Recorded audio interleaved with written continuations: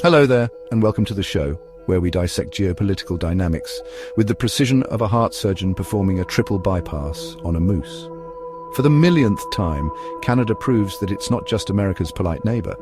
It's a strategic powerhouse that can bring the US to its knees without even trying too hard. From economic warfare to sheer resilience, let's break down how the Great White North dominates the so-called superpower. So buckle up, America, because this is one uncomfortable truth you can't escape from.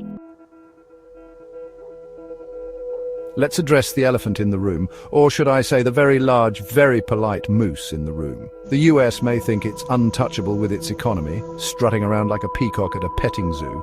But what happens when Canada decides to cut off key resources? The US imports over 90% of its softwood lumber from Canada. That's right, America, the land of sprawling suburbs and McMansions, can't even build a decent treehouse without Canadian wood. And don't even get me started on crude oil. Canada supplies nearly half of US imports, keeping those gas-guzzling SUVs on the road. And yes, even a good chunk of America's fresh water supply comes from Canadian sources. Now imagine if Canada were to shut off the taps, literally and figuratively. No more lumber, say goodbye to affordable housing, no more oil.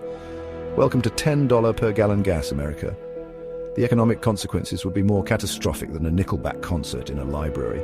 Canada is America's largest trading partner, a fact that seems to constantly surprise American politicians. If Ottawa decides to slap steep tariffs or strategically slow down exports, industries from construction to energy to agriculture would take a major hit. All right, let's move on to a topic that makes even the bravest American patriots shiver in their boots: winter warfare. The US might have the biggest military, the shiniest tanks, the most technologically advanced drones, but what happens when it faces an enemy that knows how to use nature itself as a weapon? An enemy that doesn't just survive the cold, but thrives in it? I'm talking, of course, about Canada. Canada has already humiliated America in winter warfare exercises, proving that US troops are about as prepared for extreme cold combat as a flock of flamingos in a blizzard. Take Operation Nanook, for example. Every year, Canadian forces train in the unforgiving Arctic conditions, mastering survival, navigation, and combat in sub-zero temperatures. Meanwhile, US troops shiver in climates that Canadians consider a bit chilly.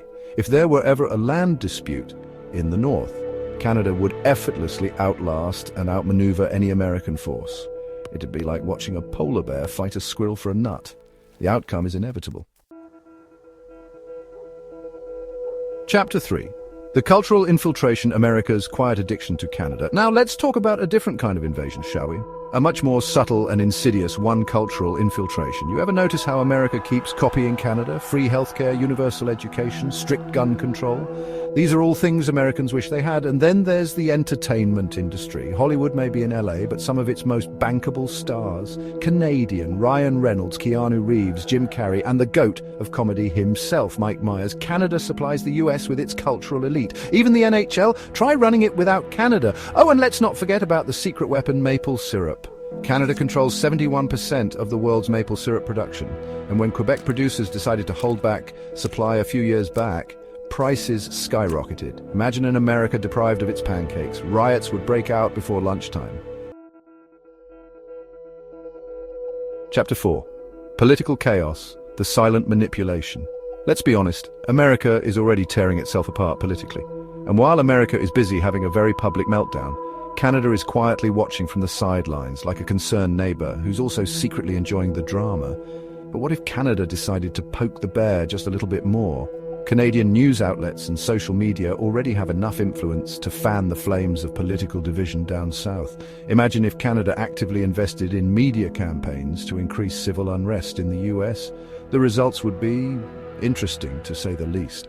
And let's not forget that Canadians are experts in passive-aggressive diplomacy. Every time an American politician embarrasses themselves on the world stage, Canada quietly nods in approval. When America talks big, Canada knows when to cut the noise. Chapter 5. The ultimate power move. America moves to Canada. Now, for Canada's ultimate power move, the piece de resistance of their subtle domination, they just wait for Americans to come to them. Because when things go south, literally, where do Americans run? Canada. Every election year, Google searches for how to move to Canada spike among dissatisfied Americans. And who can blame them?